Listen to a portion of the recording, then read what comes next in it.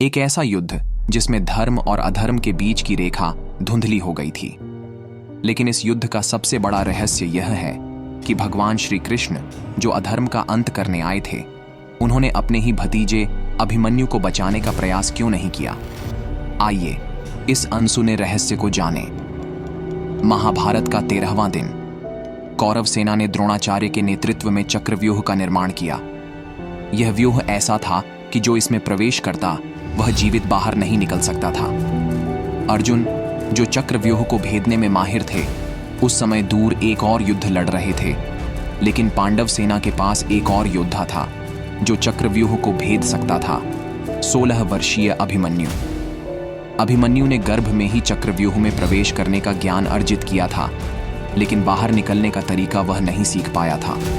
यह जानते हुए भी कि बाहर निकलना असंभव है, अभिमन्यु ने चक्रव्यूह में प्रवेश किया। वह एक एक कर 6 द्वार तोड़ता गया, लेकिन 7वें द्वार पर कौरवों के महारथियों ने मिलकर उसे घेर लिया।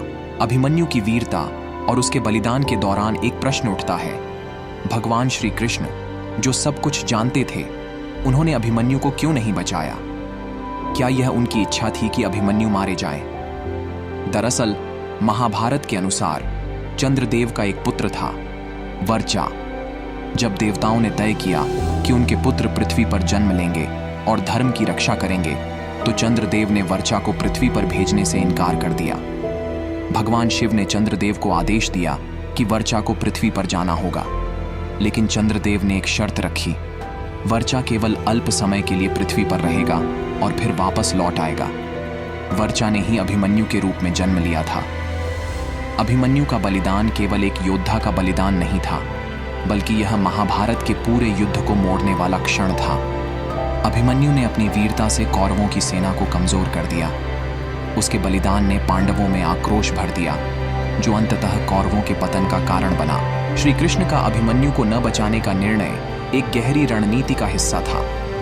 यदि अभिमन्यु को बचाया जाता तो महाभारत के युद्ध की दिशा बदल जाती और धर्म की विजय असंभव हो जाती। श्री कृष्ण ने धर्म की रक्षा के लिए अपने प्रिय भतीजे का बलिदान स्वीकार किया। श्री कृष्ण का हर कार्य धर्म और अधर्म के संतुलन को बनाए रखने के लिए था। अभिमन्यु का बलिदान केवल युद्ध का हिस्सा नहीं था, बल्कि यह सिखाता है कि कभी-कभी धर्म की रक्षा के लिए बड़े बलिदान देने पड़ते हैं। यह घटना इस बात की गवाही देती है कि भगवान के निर्णय हमारी समझ से परे होते हैं। अभिमन्यु की कहानी हमें सिखाती है कि वीरता और बलिदान ही सच्चा धर्म है। यह कहानी केवल इतिहास नहीं, बल्कि हमें हर परिस्थिति में धर्म का पालन करने की प्रेरणा देती है। अगर आपको यह कहानी पसंद आई हो तो वीडियो को लाइक और शेयर करें, और ऐसी ही रोचक कहानियों के लिए चैनल को सब्सक्राइब करना न भूलें। जय श्री कृष्ण।